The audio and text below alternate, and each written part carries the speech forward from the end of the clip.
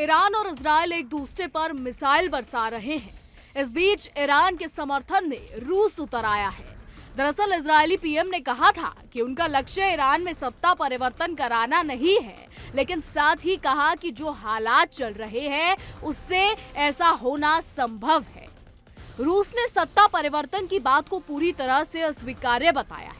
वहीं नेतन्याहू ने कहा कि इस्लामी गणराज्य में सत्ता परिवर्तन सबसे पहले ईरानी जनता का मामला है, इसका कोई विकल्प नहीं है, इसलिए मैंने इसे कभी हमारे लक्ष्य के रूप में पेश नहीं किया। हाँ, ये हमले से होने वाला नतीजा जरूर हो सकता है, लेकिन ये इजराइल का औपचारिक लक्ष्य है। बता दें कि इजराइल के विदेश मंत्री गिदोन सार ने इस बात की पुष्टि की कि फिलहाल ईरानी शासन को बदलने की कोई आधिकारिक इजरायली नीति नहीं है, लेकिन जहां नेतन्याहू और सार संयमित बयान दे रहे हैं, वहीं Israeli defence minister Israel Katz ने मोर्चा पूरी तरह खोल दिया।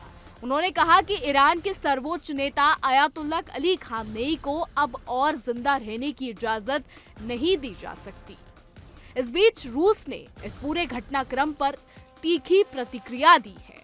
मीडिया रिपोर्ट्स के मुताबिक क्रेमलिन के प्रवक्ता दिमित्री पेस्कोव ने कहा कि ईरान में सत्ता परिवर्तन की बात भी अस्वीकार्य है और अगर कोई खामेनी की जान लेने की सोच रहा है तो समझ ले कि वो पेंडोरा बॉक्स खोल रहा है। बता दें कि पेंडोरा बॉक्स एक कहावत है जो ग्रीक मिथ से आई है। इसका मतलब होता है ऐसी चीज या फैसला जो एक बार शुरू हो जाए तो उसके बाद ढेर सारी मुश्किलें और समस्याएं बिना रोक टोक के बाहर आने लगती हैं। उन्होंने कहा कि ईरान में सत्ता परिवर्तन अकल्पनीय है, यह स्वीकार्य होना चाहिए। यहाँ तक कि इसके बारे में बात करना भी सभी के लिए अस्वीकार्य होना चाहिए। पेस्कोव ने चेतावनी दी कि अगर ऐसा हुआ तो ईरान के अंदर से प्रतिक्रिया आएगी और वह प्रतिक्रिया बहुत उग्र होगी। इससे ईरान में चरमपंथी भावनाएं पैदा होंगी और जो लोग खामेनी के बारे में बोल रहे हैं उन्हें ये बात ध्यान में रखनी चाहिए कि रूस और ईरान के बीच लंबे समय से सैन्य और कूटनीतिक रिश्ते रहे हैं, जो यूक्रेन युद्ध के बाद और भी मजबूत हुए हैं।